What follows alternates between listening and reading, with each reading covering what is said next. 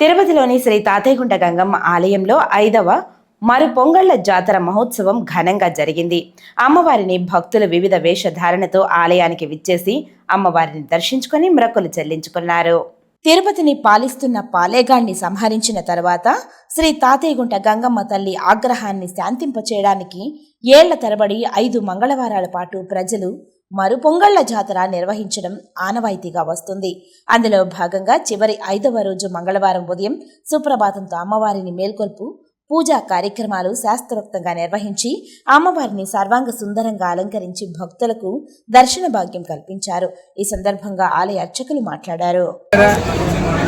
మంగళవారం 5వ మంగళవారం ఈరోజు తెల్లవారుజామున శ్రీ గంగమ్మ తల్లికి విశేష రసద్రవ్యములతో మహావైభవంగా అభిషేకం జరిగింది.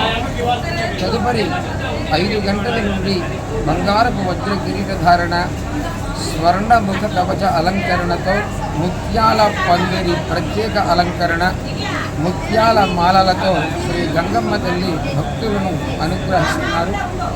గంగ జాతర 5వ చివరి వారమైన ఈరోజు మొక్కుబడులు చెల్లించడము, తల్లిగారాధన, పొంగళి, కేశఖండనము సమర్పణం చేసినట్లయితే గంగ జాతర రోజున జరిగినటువంటి పుణ్యఫల ప్రాప్తి పొందుతారు.